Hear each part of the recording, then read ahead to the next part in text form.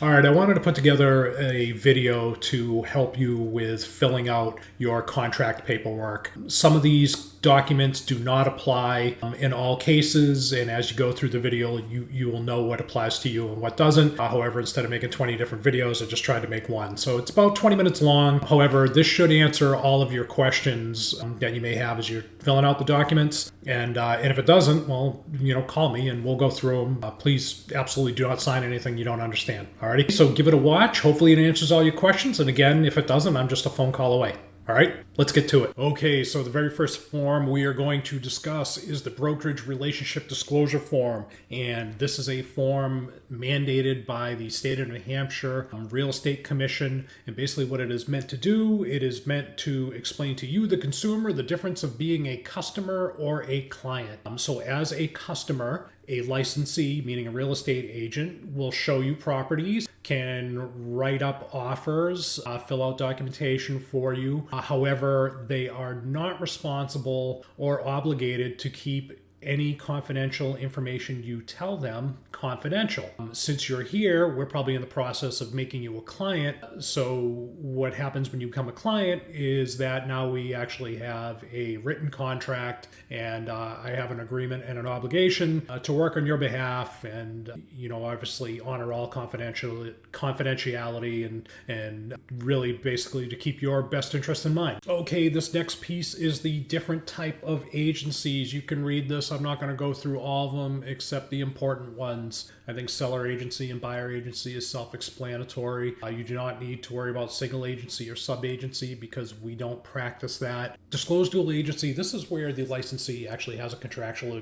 obligation to both the buyer and seller. If I'm about to list your property, unless I already have a buyer that I have a contract in place with, this is not going to come up. That does not mean I'm not going to show your house to buyers. What that means is that if we find a potential buyer for your home, they will remain a customer with me, not a client, while we're going through the negotiations of your home. Okay?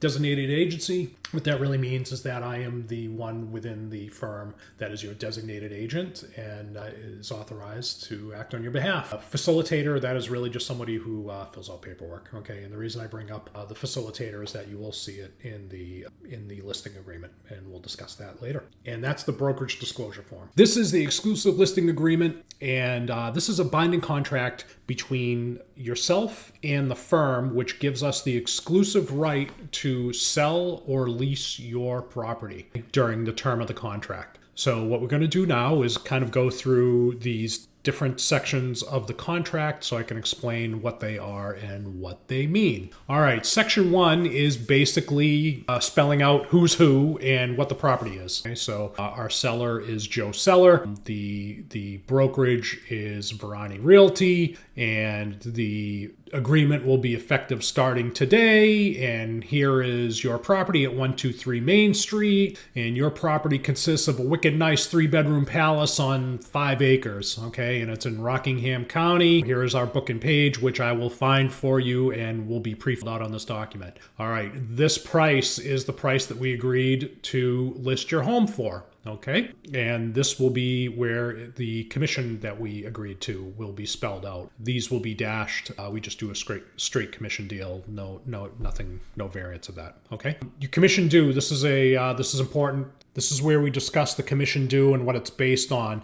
And I find it only fair to do net. Some people do gross. The difference is that as a seller, you could opt to give money back to the buyer as part of the closing process, which is too difficult to explain here. We can go through it in detail if it actually comes up. It doesn't come up very much anymore because it's such a seller's market. But let's say you sold your house for $150,000 and you agreed to give $5,000 back to the buyer. So what net means that your commission would be calculated on $145,000, not $150,000. And jokingly, until we sell it, there's actually going to be real dates here. And this is a automatic renewal. Basically, it just allows the contract to stay in effect if we were to be very close to closing it and didn't want to have to redo all the paperwork, etc. Lastly, this piece is if a buyer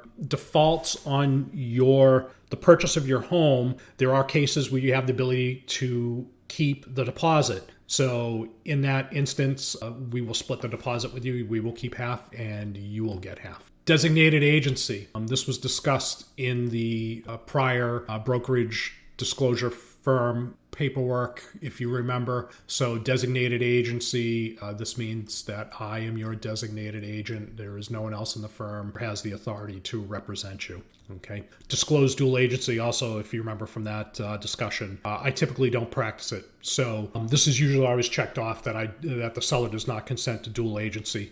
In the case that if I were to actually have a buyer that would be a good fit for your home. Section 7, cooperation with other brokers. Rules have changed. Until recently, the seller had to pay the buyer representative something. Okay, so if a buyer shows up with a buyer's agent or a facilitator, in the past, the seller was obligated to offer commission to them or else the property couldn't be listed in the MLS. However, that rule has changed. We can now enter zero into these numbers. However, I just don't recommend that. If you pay nothing, we will probably really limit the amount of buyers that are brought by buyer agents. So I recommend 2%. If you don't want to do 2%, we can certainly discuss that and we can change that number, but I recommend 2%. These other sections, kind of self-explanatory. There's a couple here that I checked no. A key needs to be held on file with the firm. Nobody's done that in 20 years, so we don't do that. Firm must be present for all showings. I put no.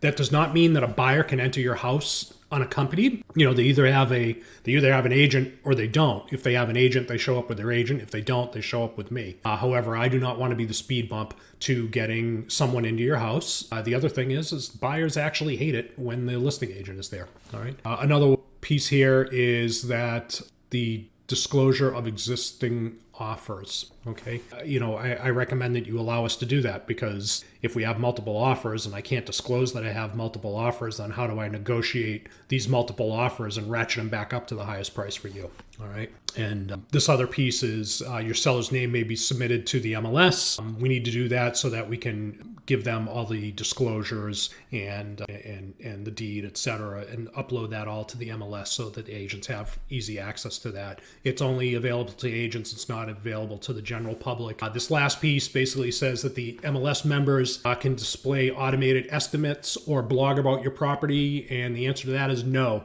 I don't want anyone putting a number next to your house that is different than the number we decided to list it for. And the other thing is we don't want anyone blogging about it. Section 9 is additional provisions. What this statement means is that you allow us to promote your property before it gets in the MLS. So while we're getting it ready to get in the MLS, you're basically allowing me to go to our 800 plus agents and say we have it coming soon. And you might actually see another additional provision here regarding disclosing the existence of other offers. The firm, I think, wants to start putting some verbiage in there that says, not only can we disclose the existence, but also the details. Okay. And as we go through, we'll talk about any of these things before any of this happens. None of this will be done in a vacuum. Again, if there's any of this that you're not comfortable with, don't sign it, call me, and we can review it. Okay, thanks. Okay, so this is the lead-based paint disclosure. And if your home was built before 1978, whether you have rehabbed it from the ground up or not, we need to do a disclosure of lead paint. And my advice to you is for this disclosure form, unless you have explicit 100% knowledge of lead-based being present in the home, that you disclose that you have no knowledge of it, because you really don't.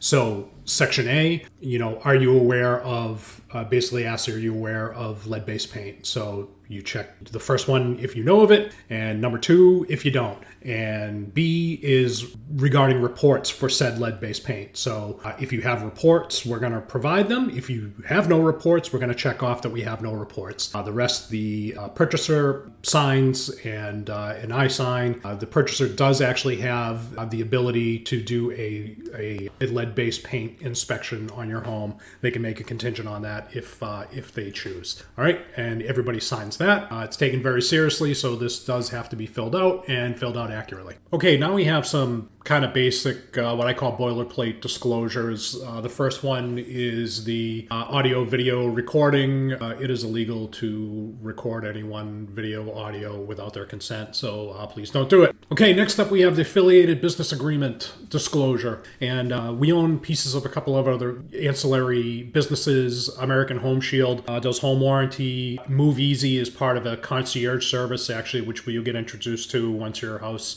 is under contract, and they're going to help you set up movers and get your utilities transferred, etc. And Brokerage Title and Closing provides closing services and title insurance, which is really more the buyer gets to choose who the title company is. However, you are not required to use any of these. The buyer is not required to use any of these, but if someone were to use them, we just want you to know that the company does have a financial relationship with them. So the important disclosures to real estate consumers is really more geared towards buyers. However, the seller has to sign it as well. And I really just call this the buyer beware disclosure. So what this says is that there may be things in the area of the home that the buyer may or may not like, and it is the responsibility of the buyer, not the seller nor the listing agent, to do their own research and figure out if there's anything undesirable around the house. And it is not up to us to try and determine what they think is undesirable or disclose any of that. And again, these all need to be initialed and signed. Next up is the property disclosure, and depending on your property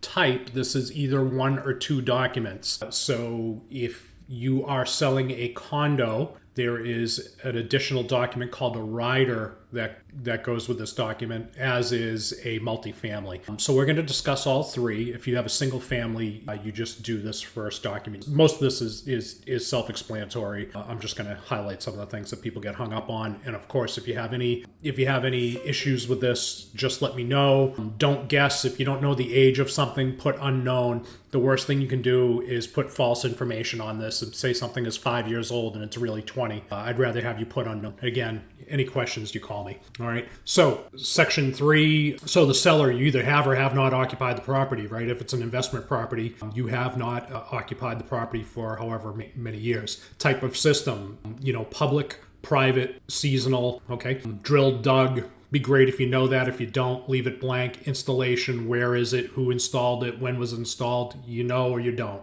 Okay. Number of people using the systems. Okay. Malfunctions. Have there ever been any malfunctions? Have you ever had the water tested? If you have it tested, we don't have the results available. I mean, I guess I would click that, check that off and then say, results unavailable and whatever you remember from the results. But you might even be safer just to say no and let them test it themselves. Sewage disposal, same thing. You either have public or private. All right. And if you're in a condo, etc., it is going to be it is probably a shared. I doubt you have your own septic. Okay. Same thing. If you know what the tank is, the size, all that other stuff, great. If you don't, you don't. Okay. Leach field, same thing. Where's the leach field? All right. Is the system located on developed waterfront? Basically, if you do not open your front door and see water, you are not on waterfront, okay? So that's usually no. And if it is, we would have already discussed this because we'll have to have a site assessment done. Insulation, fill it out the best you can. If it's unknown, it's unknown, okay? Hazardous material, are you aware of any fuel tanks that are buried on your property, and how long have they been out of service? Asbestos, are you aware of any asbestos in the house? Is it in the siding? If you don't know, you don't know. This is treat this just like the lead paint disclosure. You don't know, you don't know. Okay. Radon air, radon water, same thing. Lead-based paint. We would have already discussed the lead-based disclosure if it was required. Okay. So again, yes or no. All right. Are you aware of any other hazardous material? This one, is it subject to liens, encroachments, easements? That does not include your mortgage. Okay. What this does include is if your neighbor has an easement that you're aware of across your property, if there's covenants in the neighborhood, if you're in a condo, there's covenants and HOA rules, right? Special assessments. Again, if you're in a condo and special assessments coming up. All right. So if you're receiving a veteran's tax exemption, or if your property is in current use and you're receiving a tax exemption for that, you would click yes, and you would know if your property is in current use or not. Typically, it has to be greater than 10 acres, and it's quite a process to actually put that property into current use with the town. So you'd know if it was or if it wasn't. Is it in a designated flood zone? I guess my advice with this is that even if you're not paying flood insurance, but you're near water, I would put unknown in case FEMA has updated the maps. All right. Age of your heating system, again, don't guess on this. All right. If don't say it's 10 years old when it might be 20. Either you know or you don't. Okay. Same thing with the roof.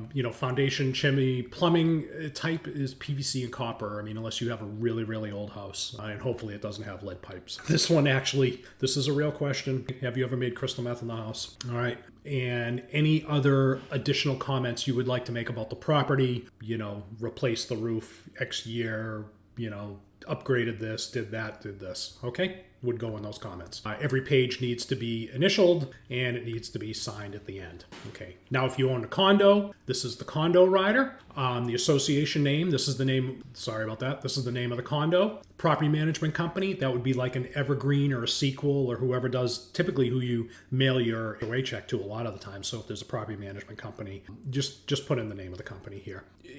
Fill this out the best you can. The one thing that I do need to know about, are you aware of any pending or existing litigation? If you are aware of any litigation with the condo, you need to let me know immediately, because depending on the type of litigation, a bank may or may not write a mortgage for the property. Doesn't mean you can't sell it, just would have to be cash. Okay. This next part is master insurance policy. That is of the condo association, not your personal unit insurance. You don't need the name of the agent. Just put the name of the company. This is your HOA fee, and these are the things that it includes. If you have a multifamily, you would fill this out. How many units are in the multifamily? How many appliances are going with the building? So if you have a 3-family and there's 3 refrigerators and 3 stoves, you put 3 refrigerators, 3 stoves. Okay. Same thing with the washer dryers. Number of heating systems, if there's 1 heating system or 3 heating systems, et cetera, et cetera. Is any rented? Okay. And then here is the amount that you're getting for rent. So for a lease, so the way I would fill this out